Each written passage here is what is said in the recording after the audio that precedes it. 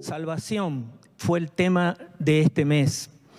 Y si hablamos de salvación, será bueno recordar como iglesia de qué hemos sido salvados, por quién hemos sido salvados y también para qué hemos sido salvados.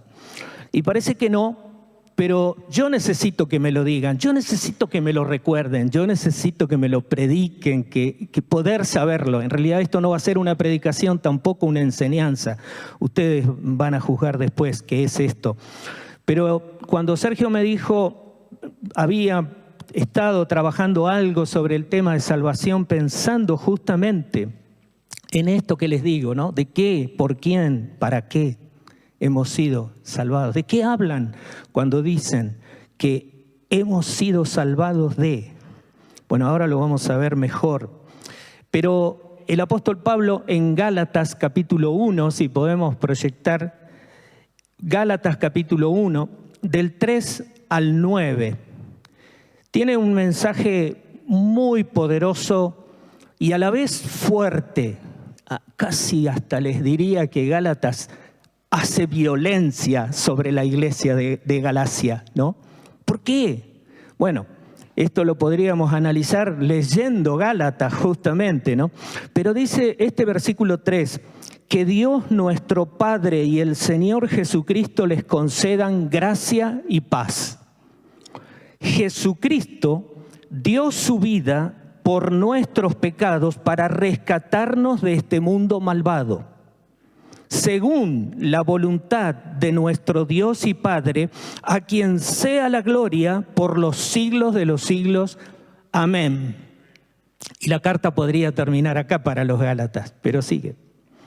Y dice Pablo enseguida, me asombra que tan pronto estén dejando ustedes a quien los llamó por la gracia de Cristo para pasarse a otro evangelio.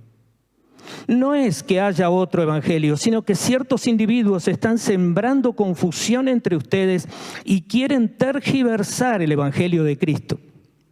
Pero aún, si alguno de nosotros o un ángel del cielo, piensen en los mormones o en los musulmanes simplemente, un ángel bajó, según ellos. Un ángel del cielo les predicara acerca de unas buenas noticias distintas de las que hemos predicado, que caiga bajo maldición. Qué dura palabra. Como ya lo hemos dicho, ahora lo repito, si alguien anda predicando un mensaje distinto del que recibieron, que caiga bajo maldición. Por las dudas, Pablo lo dice 2 veces. Y la verdad poderosa del Evangelio de Jesucristo es que este Evangelio es suficiente, porque fue ideado en el corazón del Padre, en el corazón de la Trinidad. Padre, Hijo y Espíritu Santo nos dieron este Evangelio, no solo para ser salvos una vez, el día que nos convertimos. Yo recuerdo, creo que son 56 años desde que acepté a Cristo en mi corazón, y no solo para que cuando Él venga o me llame a su presencia, irme con Él, sino también para vivir aquí la vida abundante que Él vino a traer a la tierra. El Evangelio, las buenas nuevas de Jesucristo, nos introduce en un nuevo reino y nos trae la vida de Cristo para vivir como Él desea que entremos definitivamente y para siempre a la gloria eterna. Es decir, hemos sido salvos, somos salvos, seremos salvos. Y ahora vamos a ver de qué. ¿Tenemos allí? ¿Sí? Eso. Solo es un título. Pero ¿de qué hemos sido salvos? Gálatas 1:4 lo explica con toda claridad. Dice, Jesucristo dio su vida por nuestros pecados para rescatarnos de este mundo malvado. Y en toda la palabra encontramos que Él vino a rescatarnos de tres cosas sobre todo: de Satanás, del pecado y de la muerte. Él vino a hacer lo que ningún ser humano pudo hacer: salvarnos a nosotros mismos.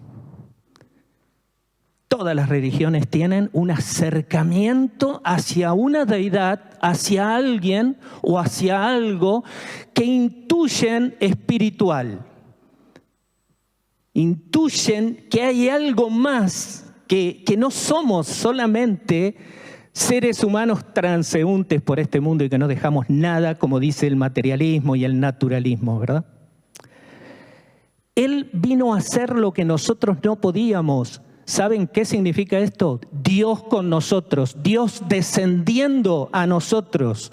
Y esto tiene un valor tremendo, porque de pronto no podemos hacer otra cosa más que hincarnos en el piso y decir: Señor, sos lo único que tenemos y lo más grande que tenemos, y no podemos dejar de alabarte, adorarte como lo hicimos hasta recién, donde teníamos ganas de seguir adorando al Señor. Pero esa incapacidad personal de cada uno para llegar a Dios la ha tenido todo el mundo y todas las religiones. Solo Dios podía traer un sacrificio sustitutorio. Ese sacrificio por mí, yo tenía que pagar, vos tenías que pagar por nuestro pecado. Y vino Él a pagar. ¿Te das cuenta? Sacrificio de sustitución. En realidad lo hizo por mí y lo hizo por amor. Vos ponés tu nombre. Vos ponete, y si cerrás los ojos un segundo: gracias, Señor, porque lo hiciste por mí, porque viniste a hacer lo que no podíamos hacer.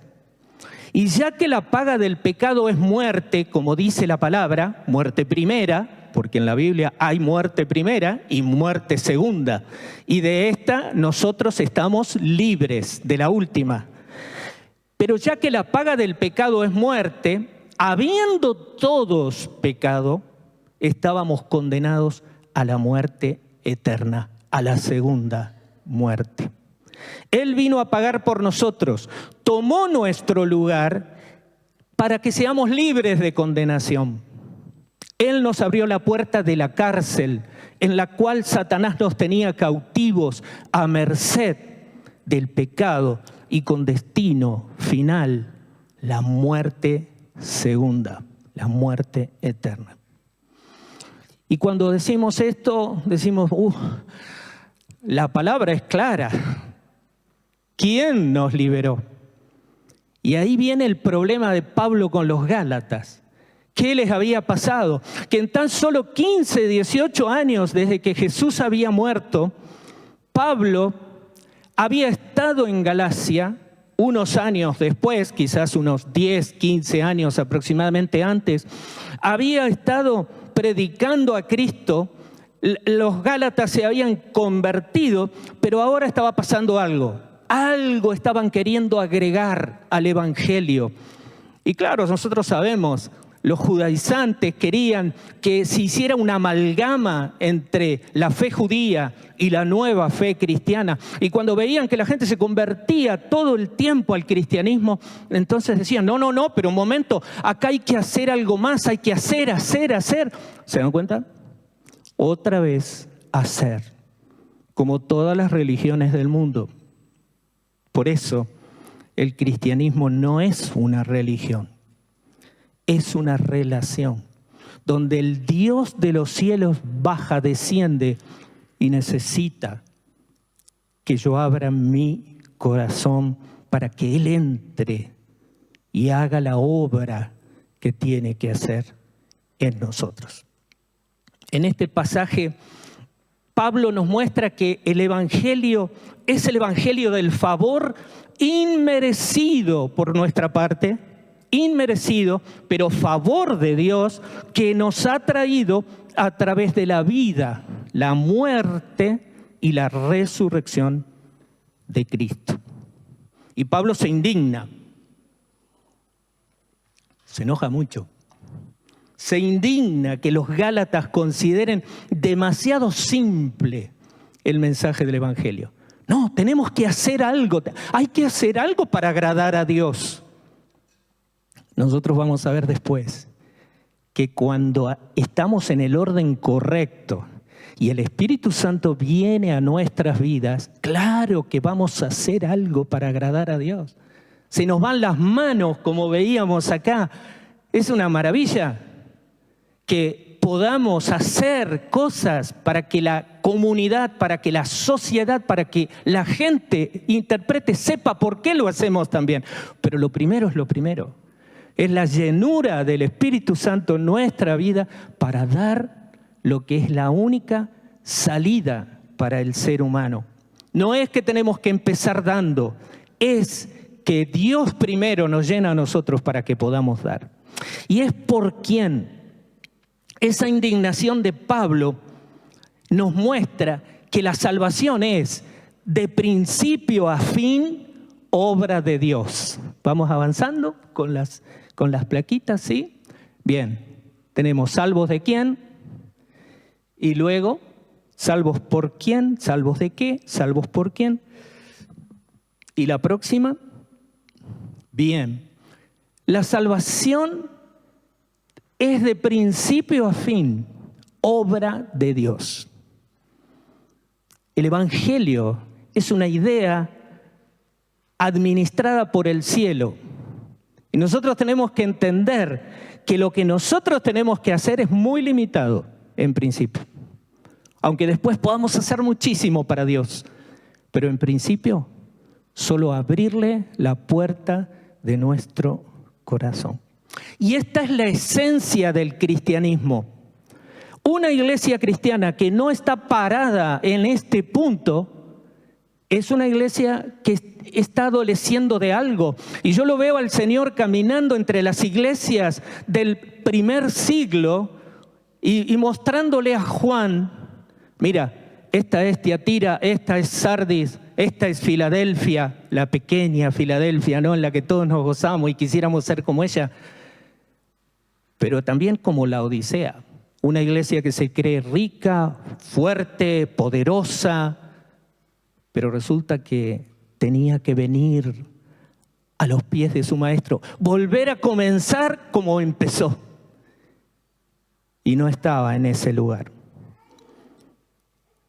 Somos salvos por alguien, no por nada que podamos hacer nosotros. Y a los seres humanos nos encanta pensar, ya lo ven, cada religión es algo bueno. Y decimos, no, pero incluso hasta los cristianos han caído en esto, ¿no?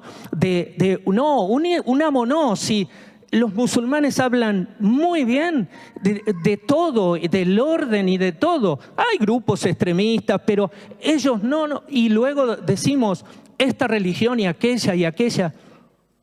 Pero nos encontramos con gente haciendo cosas para acercarse, para agradar, para subir. Y no es así. Es Cristo. Y solo Cristo. ¿Y por qué somos los seres humanos así? Y porque queremos participar de esta gloria, nuestra naturaleza vieja, la naturaleza de Adán, esta naturaleza con la que nacimos. Somos todos iguales en esto. Pero hoy hay una diferencia con los cristianos de corazón. En cuanto a nuestra salvación, todos estamos en la misma condición. Todos necesitamos la manifestación de la gracia y del perdón de Dios. Lo único que nosotros podemos hacer es recibir lo que Él ha hecho, aceptarlo por la fe. Y así abrir nuestro corazón al autor y consumador de nuestra fe. El autor de Hebreos dice, a ver si tenemos la otra plaquita.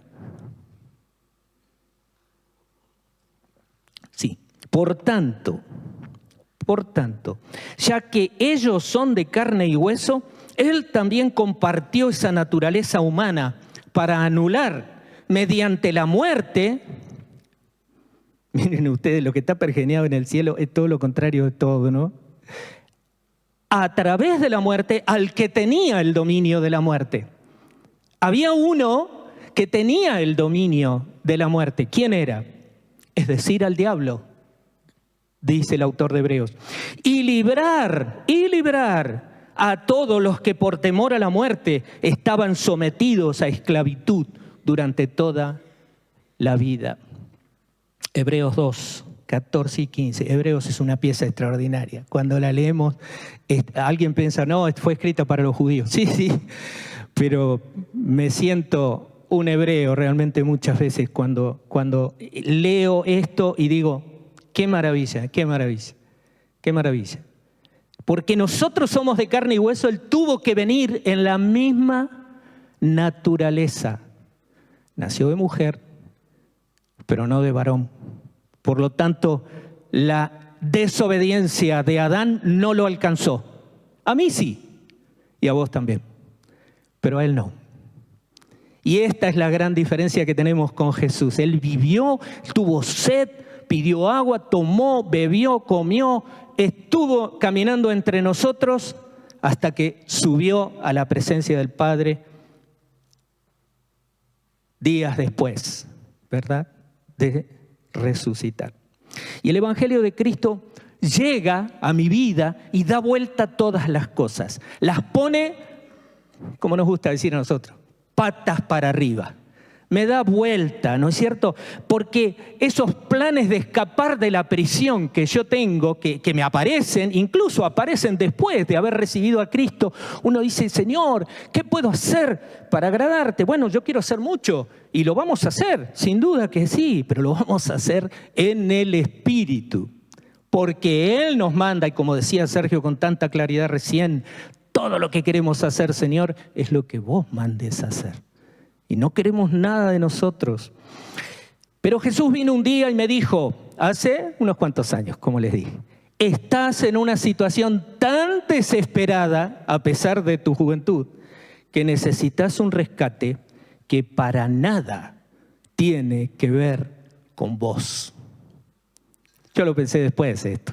En ese momento no pensé nada, solamente dije, Señor, gracias, vení a mi vida, te necesito. Y necesito tu perdón y necesito tu gracia y tu cuidado por mí. El pastor después me dijo, pero yo no prediqué el Evangelio el domingo, no importa. Le digo, yo estaba sentado allá atrás del todo, donde se sentaban los que venían de ratito o que venían de vez en cuando. Yo tenía historia, había nacido en un hogar cristiano, pero cuando me sentaba ahí atrás, yo sabía por qué me sentaba ahí atrás, tenía cola de paja, ¿no? Pero me quería acercar y no sabía cómo. Y el pastor habló y yo dije, no, basta, Señor, me rindo. Pero Dios me mostró que yo no tenía nada que ver en esa salvación, que vos no tenés nada que ver. Dios en Jesús provee un rescate que nos da mucho más de lo que siquiera podemos nosotros imaginar. Miren, no nos cabe en la mente humana lo que Él hizo por la humanidad. Porque al tocar la puerta de mi corazón, solo tuve que abrirle mi corazón. Solo tuve que decir, Señor, vení, te necesito, vení. Y Él aplicó vida donde había muerte. Yo tal vez no lo sabía, tal vez vos no lo sepas. Tal vez sos muy joven, tal vez no estás pensando en nada de esto. Pero la palabra muestra tan claramente que cuando no tenemos a Cristo en nuestro corazón, estamos muertos en nuestros delitos y pecados, dice. Bueno, no somos tan malos. Ah, sí. Yo te puedo dar ejemplos de lo que es la maldad hecha por personas sencillas que un día se desataron en muerte propia y de otros. Pero Él vino a aplicar vida donde había muerte. Y vino a aplicar libertad, como lo cantábamos hace un ratito, donde había esclavitud satánica del pecado. Esclavitud que ya no existe, porque no tengo por qué estar atado a nadie que no sea a mi Señor. Y por último, aplicando eternidad a lo que el mundo temporal me podía dar. Y el mundo te ofrece todo el tiempo, ¿no es cierto? Y nosotros en oportunidades, aún conociendo a Cristo, vamos detrás de cosas y detrás de intereses que no son los de Dios. Y uno dice, cuando Él vino a mi vida, trajo vida, trajo libertad, pero trajo eternidad. Trajo eternidad a cada uno de nosotros. Por eso toda la gloria sea, como dice Pablo, para nuestro Dios y Padre por los siglos de los siglos. Vamos a estar agradeciendo porque no nos alcanzará la vida eterna para agradecerle a Dios por lo que nos ha dado. Entonces, ¿salvos por quién? Por el sacrificio de Cristo. ¿Y salvos para vivir de qué manera? Creo que es el próximo. Claro, Colosenses 2:6 dice, por tanto, de la manera que recibieron a Cristo Jesús el Señor, fíjense qué versículo, así anden en Él. ¿Qué quiso decir Pablo con esto? Que del mismo modo como le recibimos en nuestro corazón por la fe, del mismo modo que llegó a nosotros para cambiarlo todo, como lo cantábamos también recién, le permitamos a Él conducir nuestra vida cada día hasta que lleguemos a la eternidad. El enorme valor de Cristo en nosotros, por eso cuando decimos vivir de qué manera, y yo puedo vivir mi vida creyendo que estoy ejerciendo una religión y que debo cuidarme, que debo cuidar mis actos, mis palabras, mi mente. O puedo confiar de tal manera en el Señor, saber que Él es el que llega a mi vida y Él está presente aquí para decirte justamente esto. Quiero venir a tu vida para hacer lo que tengas que hacer a través de vos, pero lo voy a hacer yo. Y al igual que el día que le abrimos la puerta de nuestro corazón, al igual que con esa fe un día le dijimos, Señor, vení a mi vida porque solo no puedo, para vivir cada día nosotros hoy,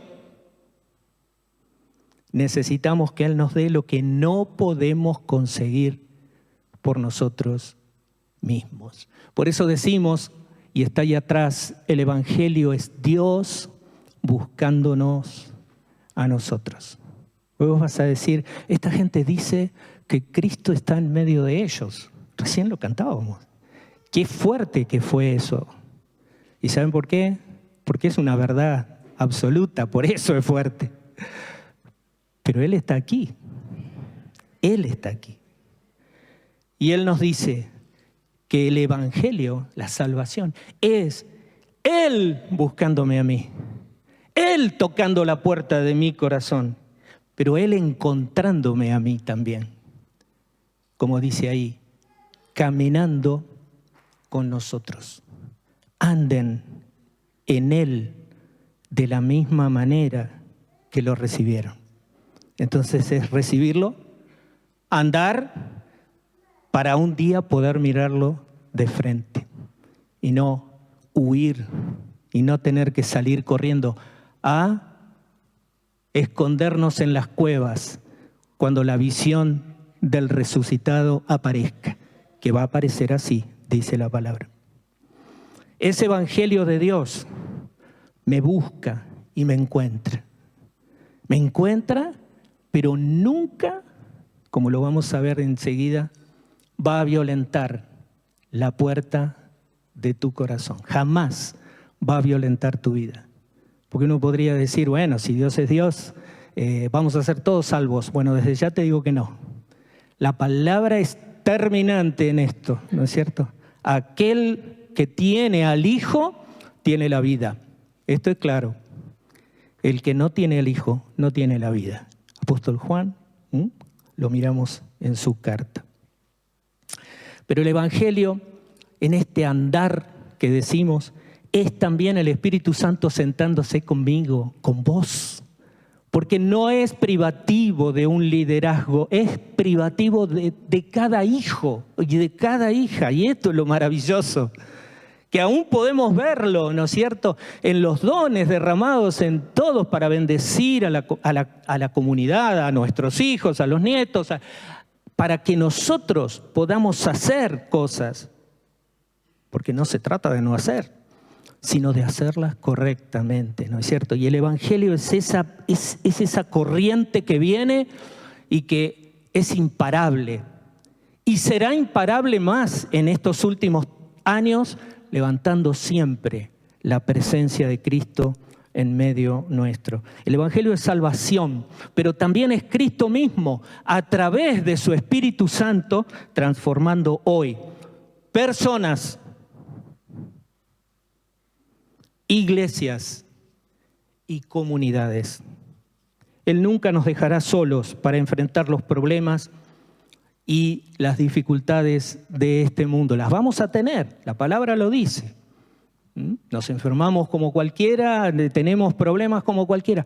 Tenemos recursos ante la enfermedad, tenemos recursos ante los problemas y las dificultades de la vida. No es que no tengamos, tenemos un manual extraordinario en la palabra de Dios y la guía y dirección del Espíritu en nosotros para salir adelante. A mí me encanta Juan 10, 9 y 10, lo tenemos también en una plaquita. Dice, Juan 10, yo soy la puerta. El que entre por esta puerta, que soy yo, será salvo. Pero miren lo que dice después. Se moverá con entera libertad y hallará pastos. Con Jesús habrá alimento siempre. No te vas a ir nunca de ser cristiano, porque ¿a dónde vas a ir? Te vas a mover con libertad y encontrarás pastos. Porque yo he venido, dice un poquito más adelante, para que tengan vida y la tengan en abundancia. Y si esa vida no es abundante hoy, tenés que saber algo. Es necesario que lo sepas. Y es que tenés que venir al Señor, entregarle toda tu vida a Él y decirle, Señor, hacé todas las cosas nuevas. Porque yo sé que vos las haces bien, pero yo, ya ves, a veces hago desastres con mi vida. Y si ideo yo, pergenio yo esto, es como querer salvarme a mí mismo, más o menos lo mismo, querer vivir mi vida como yo la pienso. Y vos vas a decir, bueno, no, pero no tenemos capacidades. Sí, cuando estamos bajo su autoridad. Cuando estamos trabajando bajo lo que Él desea que nosotros hagamos y digamos. Y para esto tengo que conocer la palabra y tengo que conocerlo al Señor. ¿Cuántos problemas nos evitaríamos si viviésemos cada día la vida abundante que Cristo vino a traernos? Miren, la vida la provee cada día el mismo Cristo para nosotros. Por eso, de la manera en que hemos sido salvados, andemos en vida nueva, en la vida de Cristo. Porque Él no vino solamente para que una vez a la semana nos juntemos aquí o que tengamos esos tiempos preciosos de comunión. Él vino para guiarnos y ayudarnos, como decía Sergio hace un ratito, en aquello que nosotros necesitamos, en aquello que tenemos por delante y decimos, Señor, vos conocés nuestra necesidad. Muchas veces esa necesidad es personal, otras veces es familiar, otras veces es como comunidad, como iglesia, otras veces la necesidad está afuera. Y decimos, Señor, mostranos qué hacer. Pero queremos hacer lo que vos nos mandes a hacer, no lo que yo, no lo que nosotros. Y esto no colisiona con la palabra autoridad, porque nosotros nos plegamos a nuestros líderes, grupos y aún a la tarea pastoral de cada congregación y en esta congregación también. Y decimos, sí, está bien, pero pidámosle luz al Señor porque vos tenés un lugar en tu casa, vos tenés un sitio, un lugar donde decirle al Señor, Señor, cambiame o mostrame qué es lo que estás pensando para adelante, para todo, para todo, para todo. Por eso el Evangelio es buenas noticias de salvación, pero también buenas noticias porque nos trajo vida abundante y buenas noticias porque nos proveyó para siempre la vida eterna. Si suben los chicos de adoración, vamos a estar en el mismo espíritu en este momento y quizás si cerrás tus ojos sería bueno.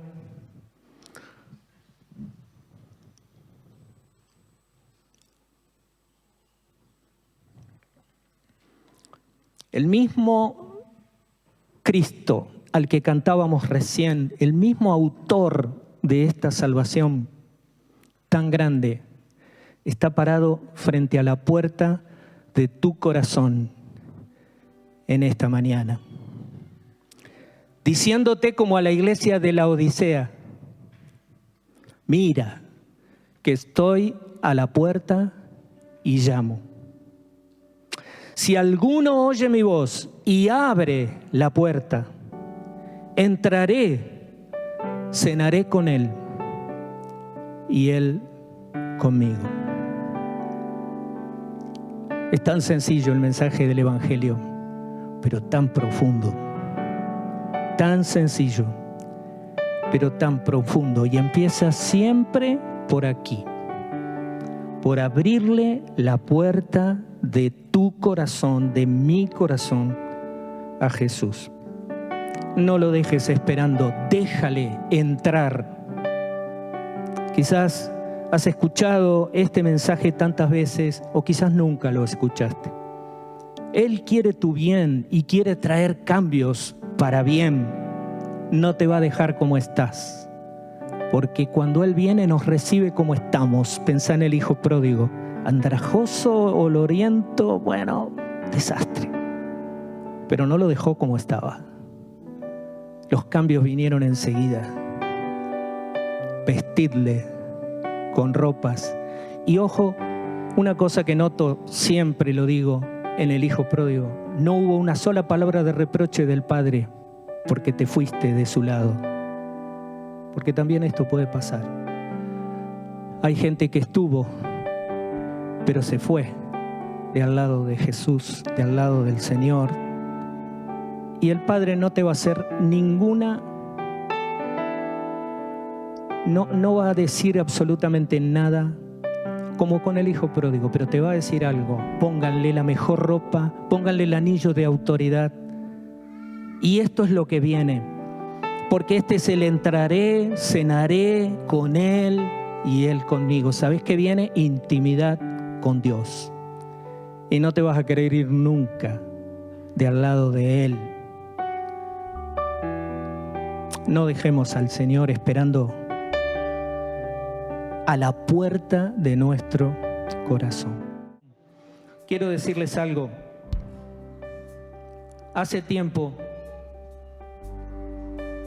el Señor me viene inquietando con la parábola de las 10 vírgenes. Y hay muchas cosas que podemos tomar de esta parábola maravillosa. Pero una de las cosas que dice es que el aceite es totalmente personal. Yo no te puedo dar de mi Espíritu Santo. Nadie te puede ayudar. Si vos no abrís tu corazón al Rey y le decís: Señor, vení porque lo necesito. Y esta relación con Cristo, que es personal, indica que Él está a la puerta siempre, tocando la puerta de mi corazón para decir: quiero compartir con vos.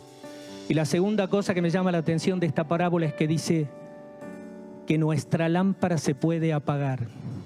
Qué triste. Y me siento muy responsable de que esto no ocurra. Que nuestra lámpara nunca se apague.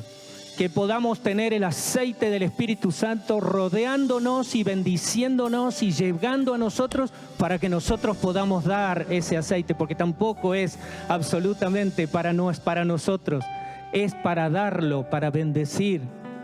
Así que si Dios te habló en esta mañana, respondele, porque es Él el que te está llamando. No es un pastor, no somos nosotros los que cantamos con tanto gozo y tanta alegría en nuestro corazón. Es Dios mismo el que te está llamando, te está llamando, te está llamando.